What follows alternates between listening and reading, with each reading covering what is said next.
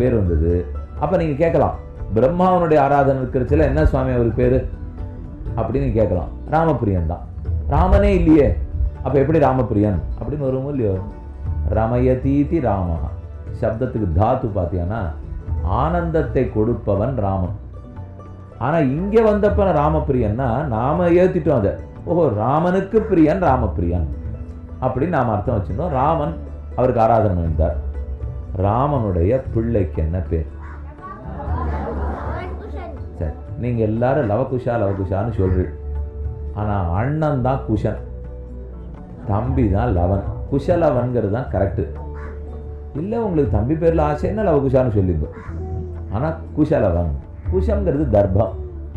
குஷம் சொல்கிறாளோ இல்லையா, அதனுடைய மேல் பக்கத்தை நீவினதுலேருந்து அந்த பிள்ளை பிறந்தது. வால்மீகி அப்படித்தான் அனுகிரகிச்சார். தர்ப்பத்தினுடைய கீழ்ப்பக்கத்துக்கு லவம்னு பேர். அதை கிழிக்கவே லவன் பிறந்துட்டான். இதுதான் குஷலவன் குஷலவன்கிறார். அதிலே குஷன்கிட்ட ராமர் வைகுந்தத்துக்கு போனாரோ இல்லையோ. எத்தனை வருஷம் ராமன் ராஜ்யம் ஆண்டார்? 11,000 வருஷங்கள். அதனால ராமன் ஆண்டுட்டு ராமோ ராஜ்யம் உபாசித்வா, ராமன் ராஜ்யத்தை ஆண்டுட்டு புறப்பட்டு வைகுந்தத்துக்கு போகிறார்.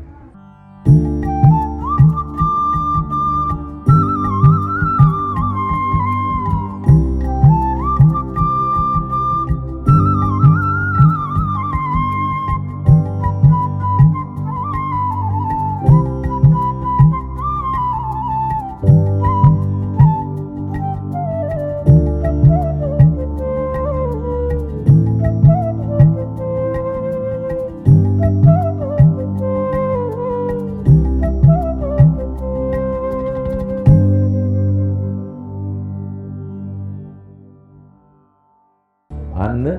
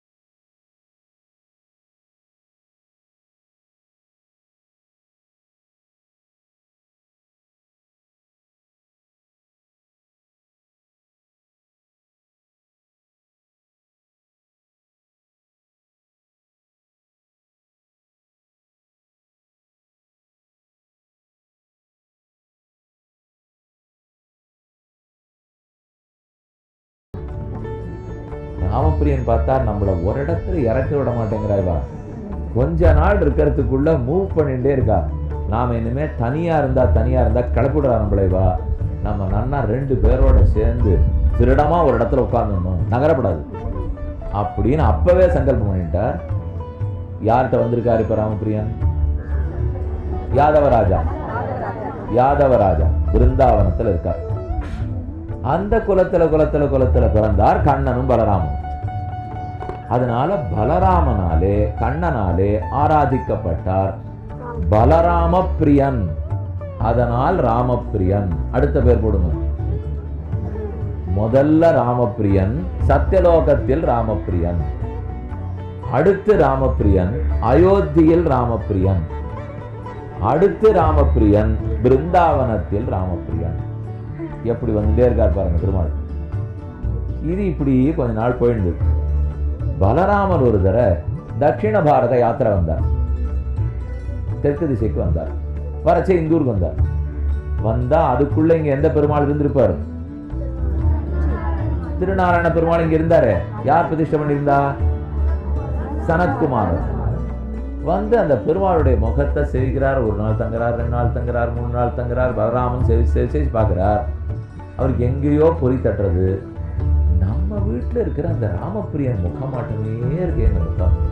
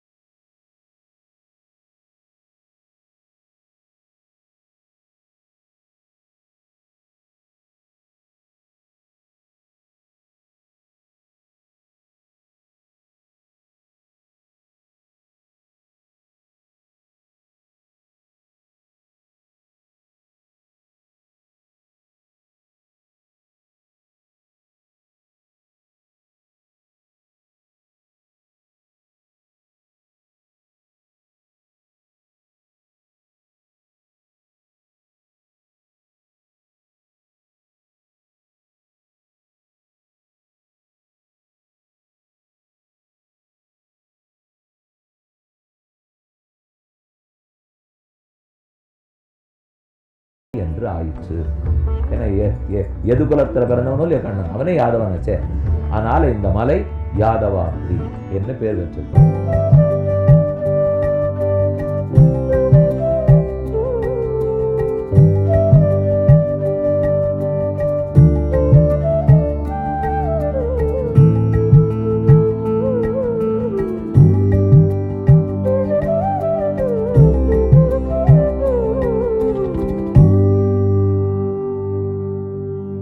இப்போ 2 பேரும் ஃபைனலாக செட்டில்டு.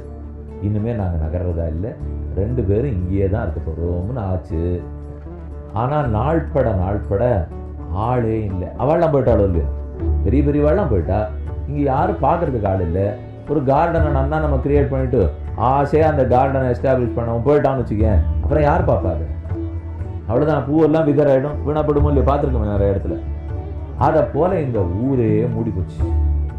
இந்த இடத்துக்கு நரசிம்மகிரின்னு பேர். இந்த இடம் நரசிம்மகிரி. இங்கே நரசிம்ம கஷேத்திரத்துல பெருமாள் நரசிம்மகிரியில் அவதரிச்சார். இங்க கீழே ஒரு புஷ்கரணி இருக்கு. கல்யாணி அப்படின்னா என்ன? கல்யாணம், ஆஸ்பீஷியஸ், மங்களம், கல்யாணம். அது எப்ப வந்ததுன்னா, வராக பெருமான் ஹிரண்யாட்சனை முடிச்சு பூமி பிராட்டியை ரட்சித்தாரோ இல்லையோ, அவர் திருமேனியிலிருந்து ஸ்வேதம், ஸ்வெட், அது உருவாக்கி, அதுதான் இந்த புஷ்கரணி. வராகாவதார காலத்தில் கிருத்தயுக புஷ்கரணி, கல்யாணி புஷ்கரணி. ஆமா, புஷ்கரணி கிருத்தயுகம். கிருத்தயுகத்தில் கல்யாணி புஷ்கரணியா இருந்தது. அந்த புஷ்கரணி கரையில தான் இவ்வளவு பெரிய மலையில நரசிம்மகிரிங்கிற இடத்துல இங்க பெருமாள் எழுந்துள்ள இருந்தார். இப்ப இது வரைக்கும் இந்த 2 பெருமாளும் வந்த கதை சொல்லிட்டேனும் இல்லையோ. இந்த மண்ணெல்லாம் மூடி போச்சு. இந்த கல்யாணி புஷ்கரணி கரையில அதனுடைய மூலையில ஒரு மரம் இருக்கு. அந்த மரத்துக்கு கீழே இந்த பெருமாள் அடிச்சு நடிச்சு மணல்ல ரொம்ப நாள் போய் இந்த கரையில கீழே போய் பதிஞ்சுட்டார். திருநாராயண பெருமாள் அங்க இல்லை. இதெல்லாம் சனத்குமாரர் பிரதிஷ்டை பண்ணி நடந்திருந்தது. கண்ணன் வந்தது பார்த்ததுக்கு அப்புறம் ரொம்ப வருஷம் ஓடி போச்சு. அதனாலே இங்க கீழே வந்து இருந்தார். ராமானுஜர் கீழே தொண்டனூர்ல இருந்து நித்தியம் அர்க்கியம் விடச்சு நாம எப்ப மேல போவோமோன்னு பார்த்துருந்தாரும் இல்லையோ. அப்ப பெருமாள், நான் இங்க ஒரு இடத்துல இருக்கேன், மரத்தடியில் இருக்கேன், வாங்கோ அப்படின்னு வழிகாட்டி மேல வந்து அப்படி கருடன் திருத்துழாய் துளசி வழிகாட்ட அந்த மரத்தடியில வந்து பாலால் அப்படியே அபிஷேகம் பண்ண அந்த மண்ணெல்லாம் கரைஞ்ச உடனே கீழே அந்த பெருமாள் இருந்தார். ஓ, யாரோ இருக்காளே அப்படின்னு குனிஞ்சு ராமானுஜர், நம்ம மூலவர் திருநாராயண பெருமாளை சொல்றேன், அந்த மூர்த்தியை கீழே அப்படி மேல தூக்குறார்.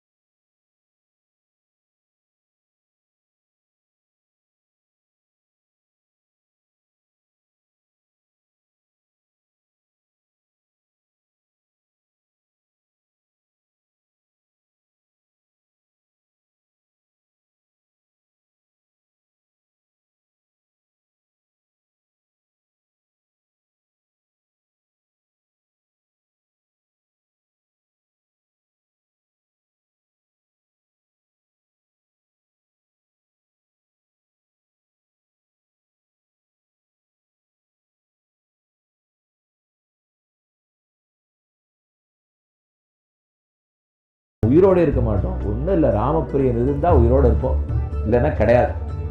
அதை போல ராமானுஜர் கிளம்பி போனார். பாதுஷாட்ட கேட்டார், தோருக்கு குடம், நாங்கள் தூக்கின வந்த விக்கிரகம்லாம் இங்கே தான் இருக்காப்பாருன்னா தேடி பார்த்தா இந்த பெருமாளை மட்டும் காணும். மற்ற எங்கெங்கேருந்தோ வந்தவரெல்லாம் இருந்தார். அப்புறம் அங்கே இருக்கிறவா சொன்னாங்க, இந்த ராஜாவுக்கு ஒரு பிரின்சஸ் இருக்கா, அவர் தன்னுடைய அந்த புறத்தில் யாரோ 4-5 டைட்டிஸ் எல்லாம் வச்சுட்டு இருக்கார். ஒருவேளை அங்கெங்கேயான் இருக்காரோ, போய் பாருங்க. போய் பார்த்தா அழகா அந்த சின்ன பொண்ணு குழந்தை இந்த பெருமாளை வச்சு விளையாடிட்டு இருக்காங்க. அவள் கட்டுறதுக்கு மேலே வச்சுருக்கா, தாலாட்டு பாடுறா, அதை பாடுறா, புஷ்பம்லாம் கொடுக்குறா, பழம்லாம் கொடுக்குறா. அவர் வாங்கி எல்லாத்தையும் ஜம்னு சாப்பிட்டு இருக்கார். அவளோட விளையாடிட்டு இருக்கார். எல்லாம் ஆழ்வாரை விட்டார், ஆச்சாரியனை விட்டார், மொத்த பேரை விட்டுட்டார்.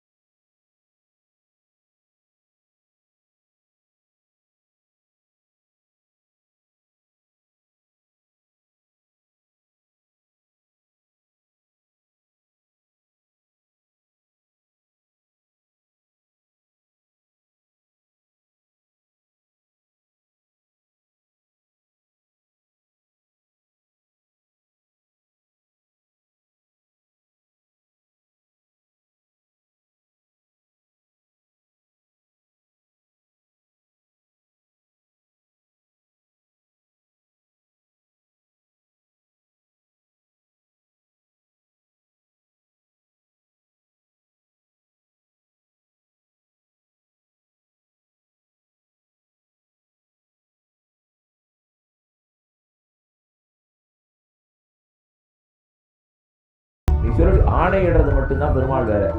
அதனால ராமானுஜர் என்ன பண்ணார், அப்படியே பிரார்த்தித்தார், அவளை விக்கிரக ரூபத்தில் மாற்றினார். இன்னைக்கும் இந்த செல்லப்பிள்ளையினுடைய திருவடிக்கு நடுவுன்னு ஒரு சின்ன பெண் விக்கிரகம் இருக்காரு, நாச்சியார். அந்த நாச்சியாரோடையே இடம். அதான் திருநார் மூலமூர்த்தியினுடைய திருவடிக்கு நடுவுலையும் பெண் இருக்கார். அந்த மூலமூர்த்திக்கு நடுவில் இருக்கிறவர் ஸ்ரீமன் நாராயணனுடைய லட்சுமி தேவி. அவர் அதான் திருநாராயணன் தாள். திருநாராயண பெருமாள்னா திரு இருக்கணும் இல்லையோ, அந்த திரு ஸ்ரீ மகாலட்சுமி திருவடியில் இருக்கா. ஆனா உற்சவர் திருவடியில் இருக்கிறவர் பிபி நாச்சியார். அப்ப என்னெல்லாம் சரித்திரம் பார்த்துட்டோம், கல்யாணி சொன்னேன், நரசிம்ம கஷேத்திரம் வராக கஷேத்திரம் பார்த்துட்டோம், அங்க எப்ப பெருமாள் மூலவர் வந்தார் உற்சவர் வந்தார் பார்த்துட்டோம். அப்புறம் ராமானுஜர் காலத்தில் அவர் எப்படி வெளியில போயிட்டு வந்துட்டார் கண்டுபிடிச்சாருங்கிறதெல்லாம் பார்த்துட்டோம். அப்ப இந்த சரித்திரம் முழுக்க இன்னைக்கு பார்த்தோம்.